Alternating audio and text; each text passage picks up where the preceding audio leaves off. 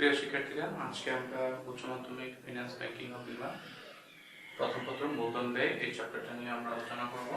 মূলধন ব্যয়, একটা কোম্পানি চারটা উৎস থেকে মূলধন সংগ্রহ করতে পারে: ঋণপত্র বিক্রির মাধ্যমে, সাধারণ শেয়ার, অগ্রাধিকার শেয়ার এবং সঞ্চিতি ও উদ্ধৃত, যেটাকে সংরক্ষিত আয় বলি। এই চারটা উৎস হতে মূলধন সংগ্রহ করে। তাহলে কোম্পানির মূলধন সংগ্রহ উৎস হতে পারে ঋণপত্র, তারপরে অগ্রাধিকার শেয়ার, সাধারণ শেয়ার এবং সংরক্ষিত আয়। এই চারটা উৎস হতে যদি মূলধন সংগ্রহ করা হয়, তাহলে এই মূলধন যারা সরবরাহ করবে, অর্থাৎ মূলধনের মালিককে অর্থ প্রদান করতে হয়। যেমন ঋণপত্রের মালিক যারা আছে তাদেরকে ঋণপত্র সরবরাহের বিনিময়ে সুদ দিতে হয়। অগ্রাধিকার শেয়ার যারা আছে তাদেরকে দিতে হয় অগ্রাধিকার শেয়ার লভ্যাংশ। একটা নির্দিষ্ট হারে লভ্যাংশ অগ্রাধিকার শেয়ার দলিলে উল্লেখ থাকে, সেই হার অনুযায়ী লভ্যাংশ প্রদান করা হয়। সাধারণ শেয়ার এবং সংরক্ষিত আয়, এই দুইটার মালিকই হচ্ছে সাধারণ শেয়ার হোল্ডাররা, এবং তারাও এই কোম্পানির লভ্যাংশ পেয়ে থাকে। এই চারটা উৎস হতে মূলধন সংগ্রহ করলে যে ব্যয় বা খরচগুলো হয়, সেই খরচগুলো হচ্ছে নির্ণয় করা হচ্ছে মূলধন ব্যয়। তাহলে মূলধন ব্যয় সম্পর্কে আমরা বলতে পারি, মূলধন ব্যয় কোম্পানি বিভিন্ন উৎস হতে মূলধন সংগ্রহ করতে পারে।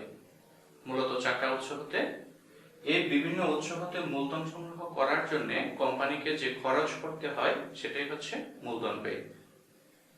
মূলধন ব্যয় হচ্ছে এই মূলধন কাঠামো হতে সংগৃহীত মূলধন, এই মূলধনের খরচের সমষ্টি। মূলধন ব্যয় নির্ণয় করা কেন প্রয়োজন? মূলধন ব্যয় নির্ণয় করার ক্ষেত্রে কোম্পানি দুইটা জিনিসের প্রতি লক্ষ্য রাখে। এক হচ্ছে এমনভাবে মূলধন সংগ্রহ করা যেভাবে মূলধন সংগ্রহ করলে কোম্পানি মূলধনের বাবদ গড় ব্যয় সর্বনিম্ন হয়। গড় ব্যয় সর্বনিম্ন হয়। এই জন্য একটা কোশ্চেন আসে পরীক্ষাতে যে কাম্য মূলধন কাঠামো বলতে কি বোঝায়। কাম্য মূলধন কাঠামো যে উৎস হতে মূলধনের যে উৎস হতে মূলধন সংমিশ্রণ করলে মূলধনের ব্যয় সর্বনিম্ন হয়, সেটাই হচ্ছে কাম্য মূলধন কাঠামো। আর হচ্ছে শেয়ারের বাজার মূল্য। আমরা জানি যে ফিনান্সের দুইটা লক্ষ্য আছে, একটা হচ্ছে সম্পদ বৃদ্ধি করা, আর একটা হচ্ছে মুনাফা বৃদ্ধিকরণ, মুনাফা সর্বাধিকরণ, সম্পদ সর্বাধিকরণ।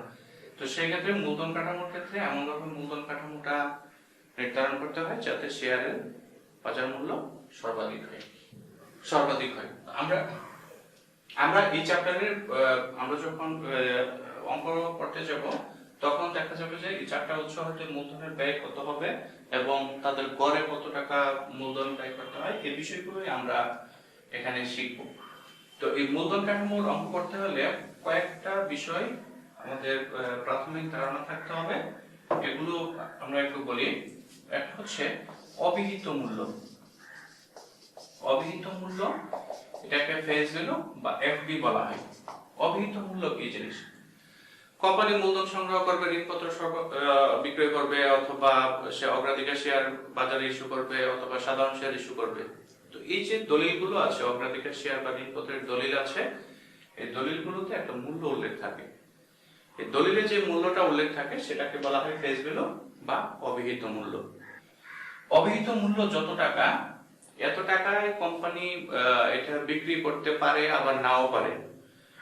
বিভিন্ন ফ্যাক্টর এখানে কাজ করে, যার কারণে দেখা যায় যে অবিহিত মূল্য হচ্ছে কম অথবা বেশি দামে অনেক সময় বিক্রি করতে হয়। তো যদি কম দামে বিক্রি করতে হয় তখন এটাকে বলা হয় বাট্টা বা অবহার, আর যদি বেশি দামে বিক্রি করা যায় তখন এটাকে বলা হয় অধিহার। অধিহার মানে বেশি, যা দাম ফেস ভ্যালু তার চেয়ে বেশি দামে বিক্রি করলে এটাকে বলা হয় অধিহার, যা দাম তার চেয়ে কম দামে বিক্রি করলে এটাকে বলা হয় অবহার। আরেকটা বিষয় আছে, সেটা হচ্ছে যে বিক্রয় মূল্য। বিক্রয় মূল্য, এটা সম্পর্কে আমরা একটা ধারণা তো পেয়ে গেলাম। সেলস ভ্যালু মানে অবিহিত মূল্য, যে দলিলে যে মূল্য উল্লেখ আছে তার হতে বাট্টা যদি বাটায় বিক্রি করা হয় তাহলে কম দামে, আর যদি অধিহারে বিক্রি করা হয় তাহলে বেশি দামে। যেমন আমরা ধরে নিই একটা ঋণের দলিলে 1000 টাকা হচ্ছে ফেস ভ্যালু। এখন এটা যদি 10% বাটায় বিক্রি হয়, 10% বাটায় হয়, তাহলে 1000 টাকার 10% 100 টাকা বাদ যাবে, তাহলে 900 টাকা হবে বিক্রয় মূল্য। আর এটা যদি 10% বাটায় না বিক্রি করে যদি অধিহারে বিক্রি করে, তাহলে 100 টাকা তার 10% 100 টাকা যোগ হবে 1000 এর সাথে, তাহলে বিক্রি হবে 1100 টাকা। অর্থাৎ অধিহার মানে বেশি, অবহার মানে কম, এটা উল্লেখ থাকতে পারে। তারপর হচ্ছে উত্তরণ খরচ। উত্তরণ খরচ এটাকে আরো বলা যায় যে ইস্যু খরচ। দলিল ইস্যু করতে খরচ করতে হয়, স্ট্যাম্প চার্জ আছে, দলিল পত্রাদি করার খরচ আছে, অনেক সময় অবলেখকের কমিশন বা অন্যান্য খরচ পরিশোধ করতে হয়। এই যে দলিল করার যে খরচগুলো আছে সেগুলোকে বলা হয় উত্তরণ খরচ। উত্তরণ খরচ যখন আমরা বিক্রয় মূল্য হতে উত্তরণ খরচটা বাদ দিব, তখন আমরা নিট বিক্রয় মূল্য পাবো। নিট বিক্রয় মূল্য বা এনএসভি, নেট সেলস ভ্যালু। এই নেট সেলস ভ্যালুটা কিভাবে বের হবে? বিক্রয় মূল্য হতে কোম্পানি এটা বিক্রি করার জন্য যদি কোনো খরচ থাকে সেই খরচটা বাদ দিতে হবে, তাহলে আমরা উত্তরণ খরচ পেয়ে যাব। এগুলো আরো কিছু বিষয় আছে। পরিশুদ্ধ মূল্য, এটাকে আরবি দ্বারা প্রকাশ করা হয় রিডিমেবল ভ্যালু। পরিশুদ্ধ মূল্য, রিডিমেবল ভ্যালু। পরিশুদ্ধ মূল্য হচ্ছে যে দলিলটা আছে, এই দলিল মেয়াদ শেষে কত টাকা পরিশোধ করা হবে। সাধারণত যে টাকা ফেস ভ্যালু সেই দামে পরিশোধ করা হয়, কিন্তু সব সময় এরকম হয় না। অনেক সময় দলিলের মূল্যের চাইতে কম অথবা বেশি দামে পরিশোধ করা হতে পারে। এটা হচ্ছে আরবি। অঙ্কে যদি দলিলের মূল্য উল্লেখ থাকে তাহলে এটাই হবে, যদি না থাকে তাহলে ফেস ভ্যালু যেটা আছে সেটা লিখতে হবে আরবি। তারপর হচ্ছে সময়, এন দ্বারা প্রকাশ করা হয় সময়কে। এটা মূল কত বছর মেয়াদে হবে। ঋণের ক্ষেত্রে একটা স্পেসিফিক মেয়াদ উল্লেখ নাও থাকতে পারে, এটা থাকে।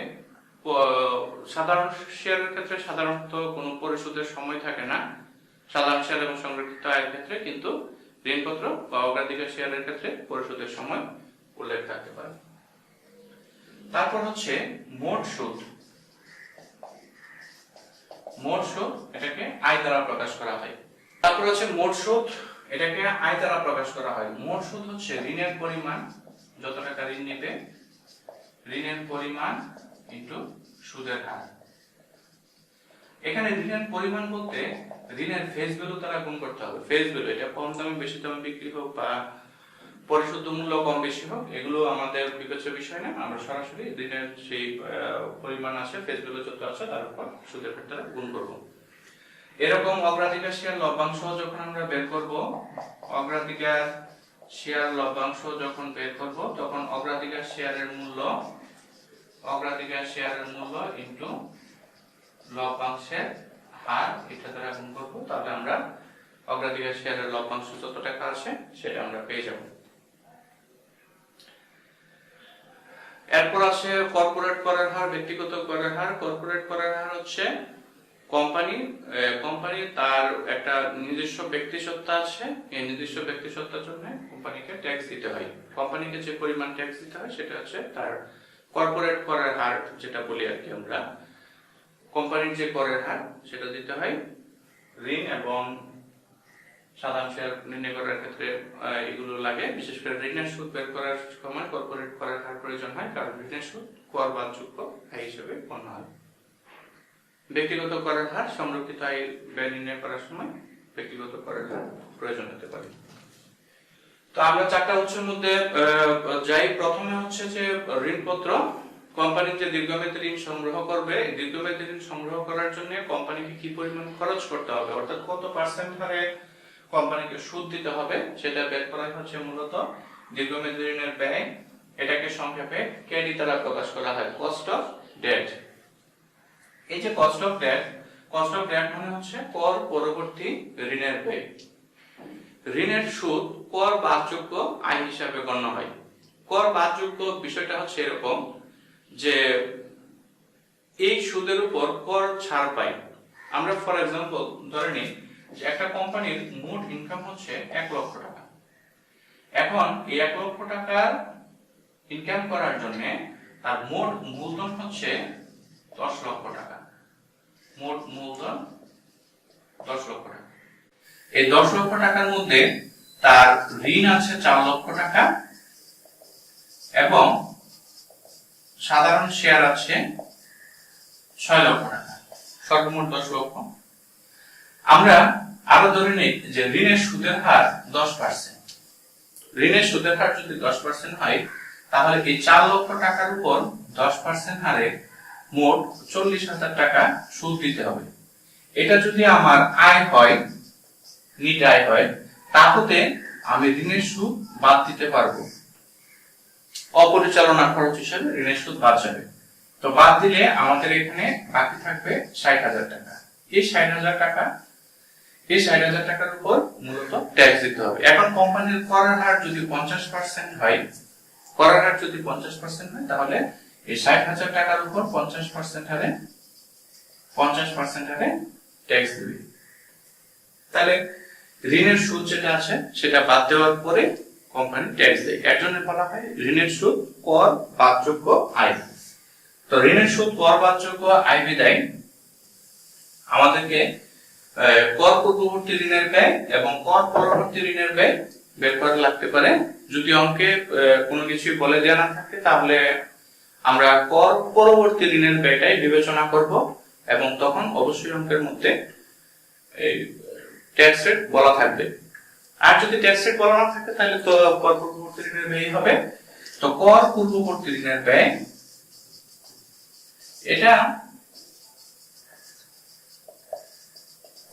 এটাকে আমরা প্রকাশ করব কেআই দ্বারা। কর পূর্ববর্তী ঋণের ব্যয় কেআই। অঙ্কে বেশিরভাগ ক্ষেত্রে দেখা যায় যে ঋণের ক্ষেত্রে কত পার্সেন্ট হারে সুদ সেটা উল্লেখ থাকে। তো ঋণের ক্ষেত্রে যদি সুদ উল্লেখ থাকে তাহলে কর পূর্ববর্তী ঋণের ব্যয় ওইটাই হবে। 10% হারে যদি কোম্পানি বাজার থেকে ঋণ গ্রহণ করে তাহলে ঋণের সুদের ব্যয় কত? 10%। এখন যদি করের হার উল্লেখ থাকে তখন আমাদের বের করতে হবে কর পরবর্তী ঋণের ব্যয়, যেটাকে প্রকাশ করা হয় কেডি দ্বারা। কেডি হচ্ছে কেআই ইনটু 1 কিউব টিআর বা টি। কেআই যা আছে কর পরবর্তী ঋণের ব্যয় তাকে 1 কিউব টি দ্বারা গুণ করলে আমরা কর পরবর্তী ঋণের ব্যয় পেয়ে যাব।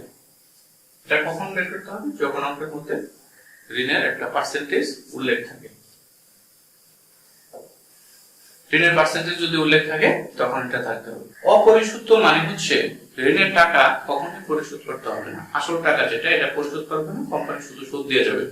তো অপরিশোধিত ঋণের ব্যয় যদি আমরা বের করতে চাই সেটাও কর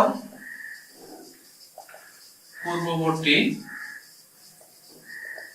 ঋণের ব্যয় যদি আমরা বের করতে চাই কেআই হবে মোট সুদ I by NSP into 100। I মোট সুদ ডিভাইডেড বাই এনএসবি নেট বিক্রি মূল্য, ঋণপত্র যত টাকায় বিক্রি করা হয়েছে ইনটু 100। আর যদি আমরা কর পরবর্তী ঋণের ব্যয় যাই, যেটাকে আমরা কেডি দ্বারা প্রকাশ করব, এটা হচ্ছে I 1 minus T divided by NSP into 100। যদি কর পরবর্তী ঋণের ব্যয়ের কথা চিন্তা করি তাহলে আমাদেরকে এই 1 মাইনাস টি দ্বারা এটাকে গুণ করে দিতে হবে, তাহলে আমরা অপরিশোধিত ঋণের ব্যয় পেয়ে যাব। আরেক ধরনের অঙ্ক থাকতে পারে যে ক্ষেত্রে ঋণের মেয়াদ উল্লেখ থাকবে, সময় কতদিন পর ঋণ পরিশোধ করতে হবে সেই সময়টা উল্লেখ থাকবে। যদি কতদিন পর ঋণ পরিশোধ করতে হবে সেই সময় উল্লেখ থাকে তখন এটা হবে পরিশুদ্ধ ঋণের ব্যয়।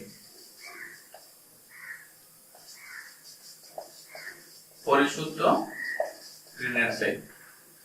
পরিশুদ্ধ ঋণের ব্যয় বের করার জন্য আমরা কেআই যে সূত্রটা ইউজ করব সেটা হচ্ছে I plus RB minus NSB divided by N, RB plus NSB divided by 2 into 100।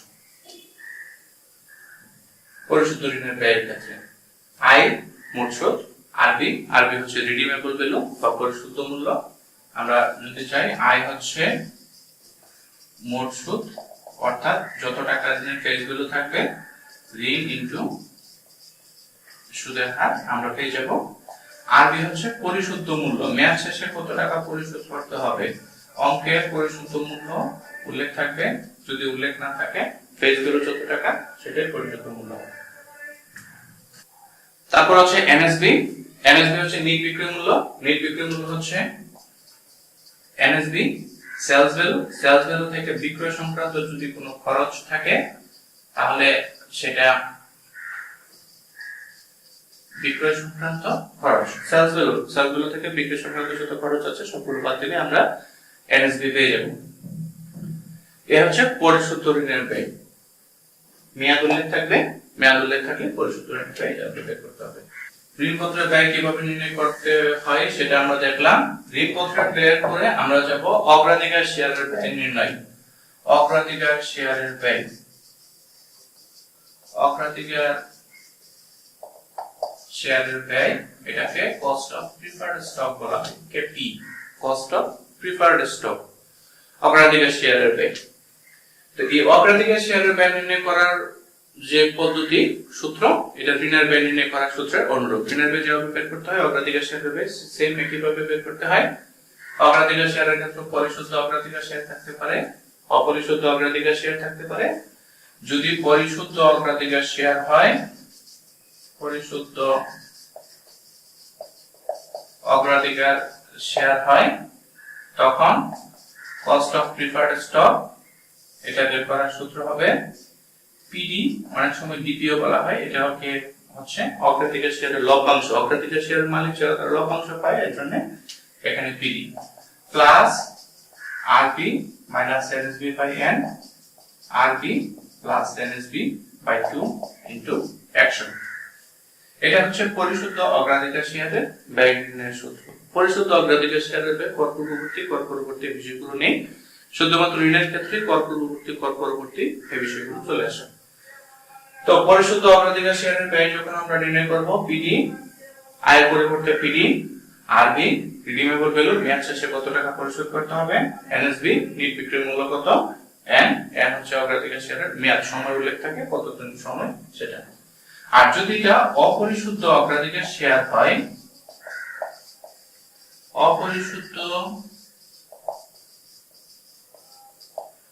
এটা যদি অপরিশুদ্ধ অগ্রাধিকার শেয়ার হয় তাহলে কস্ট অফ প্রিফার্ড স্টক, এটা বের করার সূত্র হবে PD divided by NSP into action, PD divided by NSP into action। ঋণের ব্যয়ের মতো ঋণের ক্ষেত্রে আমরা দেখেছি যে অপরিশুদ্ধ ঋণপত্র, এটা ব্যয় নির্ণয় করার সূত্র হচ্ছে I by NSP into action, আর এখানে হবে PD by NSP into action। আর যদি পরিশুদ্ধ অগ্রাধিকার শেয়ার হয় তাহলে PD plus RP minus NSP by N, RP plus NSP divided by 2 into action। এই হচ্ছে অগ্রাধিকার শেয়ার নির্ণয় ব্যয় নির্ণয়। আমরা এবার ঋণের ব্যয় নির্ণয় করার জন্য একটা উদ্দীপকের দিকে যাই। এখানে বলা আছে জনাব কবির রোজবেলি কোম্পানির আর্থিক ব্যবস্থাপক, কোম্পানি সম্প্রসারণের জন্য 10 লক্ষ টাকার প্রয়োজনে তিনি ঋণপত্র ইস্যুর সিদ্ধান্ত নিলেন। ঋণপত্রটির কুপন সুদ 12%, অবহিত মূল্য 1000 টাকা, মেয়াদ 10 বছর, করের হার 40%, ইস্যু খরচ বিক্রয় মূল্যের 2%, এটি 10% অধিহারে বিক্রি করা হয়েছিল। দুইটা রিকোয়ারমেন্ট, উল্লিখিত ঋণপত্রের ব্যয় নির্ণয় করো। যদি 10% অবহারে বিক্রি করা হয় তাহলে ব্যয় কত হবে। এই যে ঋণপত্রের ব্যয় নির্ণয় করার কথা বলা আছে, এটাকে ওয়াইটিএম ও বলা হয়, মেয়াদ বর্ধিত উপার্জন হার, অনেক সময় বলা হয় ওয়াইটিএম, একই সূত্র ব্যয় বা ওয়াইটিএম। তো এটা একটু খাতায় উঠে নিলে সুবিধা হবে।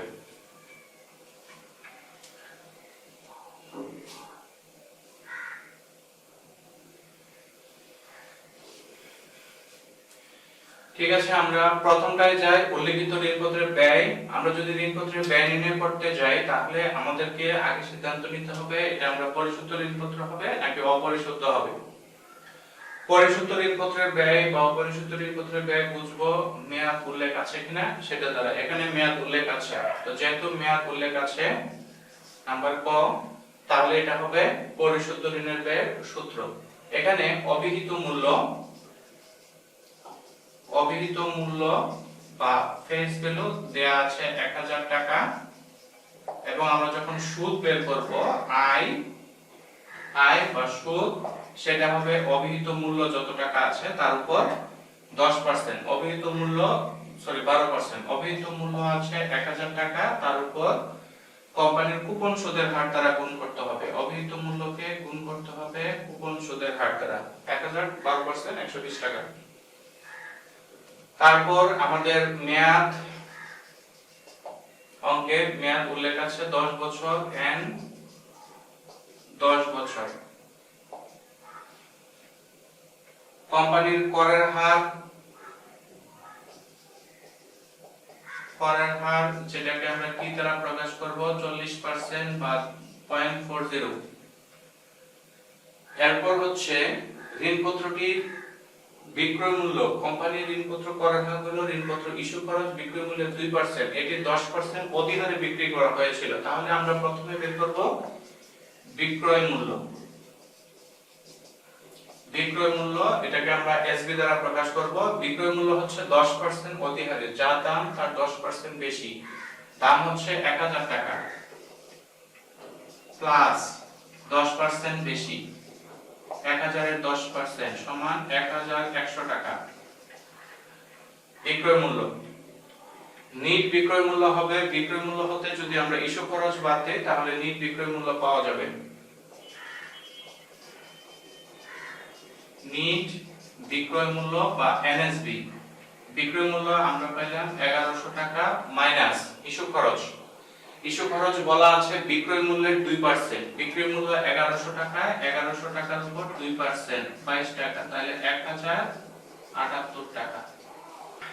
আমরা এগুলো আবার দেখি। কোম্পানির বলা আছে মেয়াদ আছে, মেয়াদ থাকলে পরিশোধিত ঋণের ব্যয় এটা বের করতে হবে। পরিশোধিত ঋণের ব্যয় অভিহিত মূল্য আছে 1000 টাকা, প্রতিটা 1000 টাকা সুদ, পরে অভিহিত মূল্য যেটা আছে সেটাকে কুপন সুদের হার দ্বারা গুণ করতে হবে, কুপন সুদের হার 12%।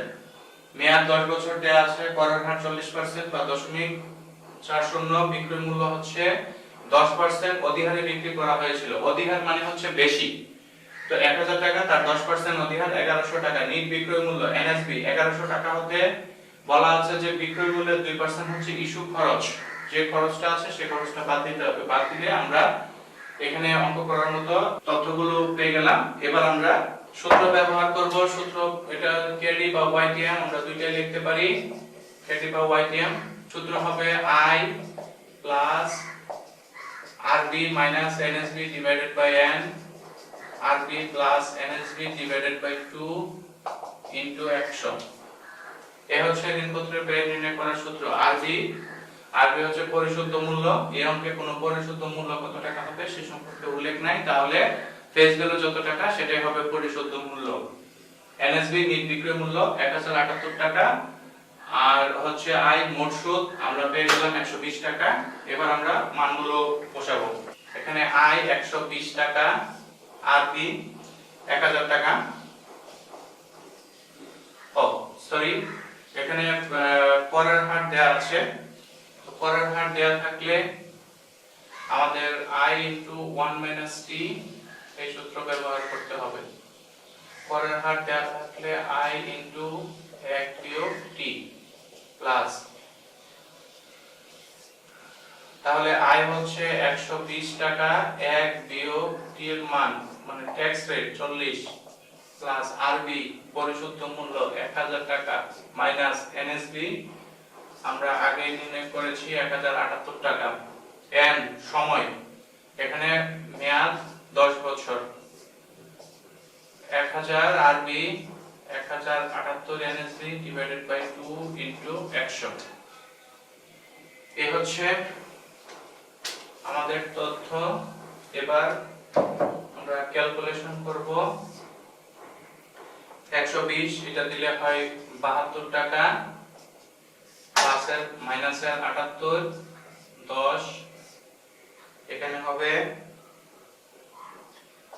2078 ভাগ 2 ইনটু 100। এটা যদি আমরা যোগ বিয়োগ করি তাহলে দাঁড়ায় 72 বিয়োগ 78 কে 10,000 7.8, এখানে দিলে হয় 39 ইন্টু 100 সমান 6.18%। 6.18% ক্রেডিট বা ওয়াইটিএম বের করার সূত্র হচ্ছে I 1 - t plus RB - NSB by n RB plus NSB by 2 into 100। এখানে I বা মোট সুদ হচ্ছে 120 টাকা, 1 - 0.40 হচ্ছে ট্যাক্স রেট প্লাস 1000 বিয়োগ 1078 ভাগ 10 মেয়াদ। এগুলো যখন আমরা বের করব তখন 72 থেকে 7.8 ডিভাইডেড বাই 1039 ইনটু 100 সমান 6.18%। ওকে, এই হচ্ছে আমার ঋণের ব্যয় নির্ণয় করার সূত্র। আমাদের খ নম্বরে ছিল যদি 10% অবহারে বিক্রি করা হয় তাহলে ঋণের ব্যয় কত হবে। অবহার মানে হচ্ছে বাট্টা। মোটামুটি সবকিছুই ঠিক থাকবে। মোট সুদ আগে ছিল 120 টাকা, 120 টাকা হবে। আগের প্রসেসে আমরা বের করব। করের হার আগে ছিল 40%, এখনো 40%ই হবে। এসবি তে চেঞ্জ হবে। আগে ছিল অধিহার, এখন হচ্ছে অবহার। তো অবহার মানে কম, অভিহিত মূল্য থেকে কম দামে বিক্রি হবে, বিয়োগ 1000 ইনটু 10% সমান 900 টাকা।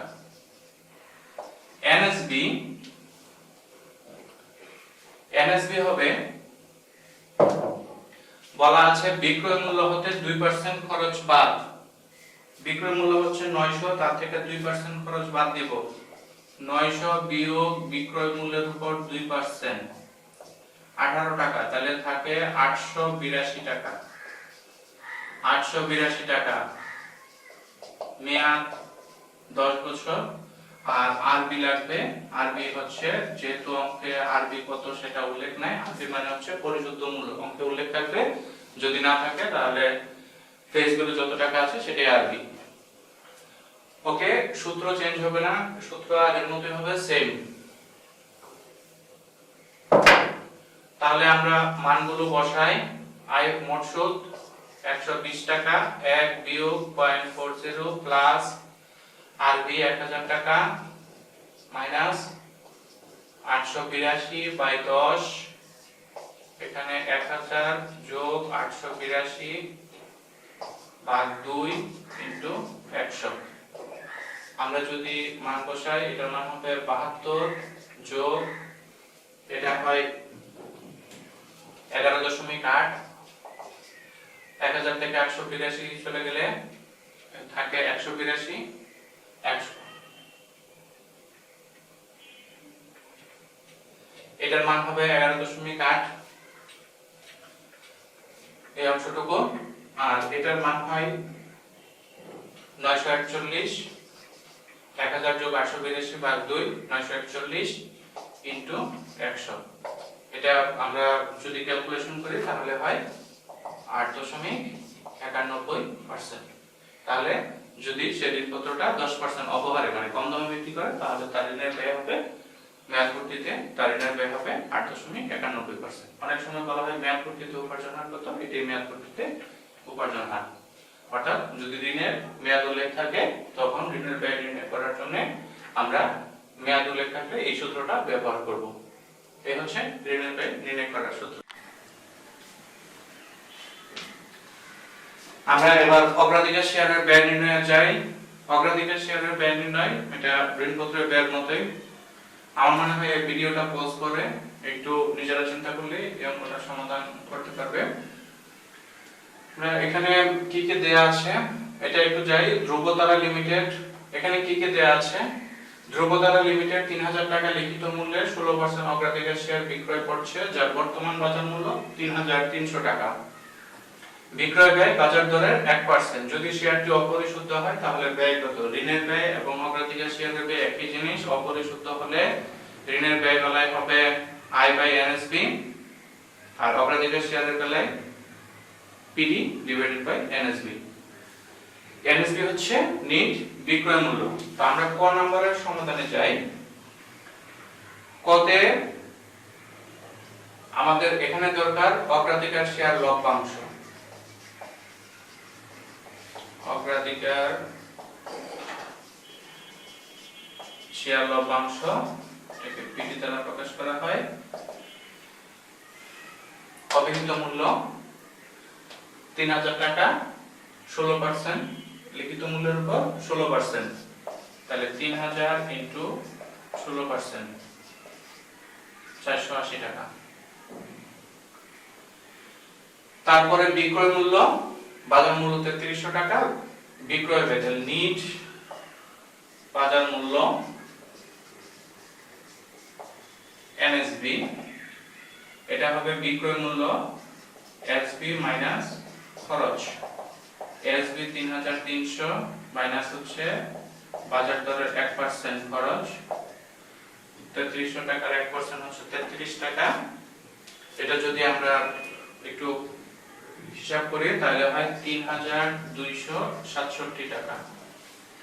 তাহলে এবার আমাদের অগ্রাধিকার শেয়ারের ব্যয়, অগ্রাধিকার শেয়ারের ব্যয় কস্ট অফ প্রিফারেড স্টক সূত্র হবে পিডি বাই এনএসবি ইনটু 100। এখানে পিডি হচ্ছে 480,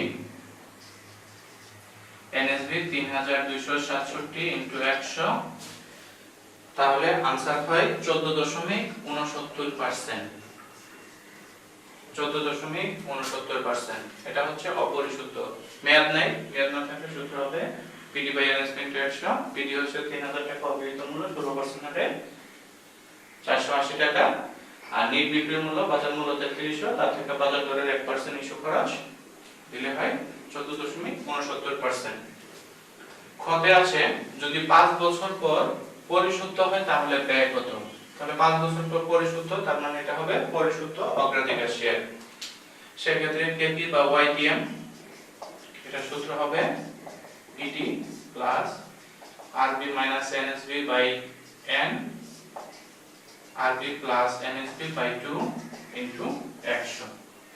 এখানে অগ্রাধিকার লভ্যাংশ পিডি 3000, 3000 এর 16%, 480 টাকা।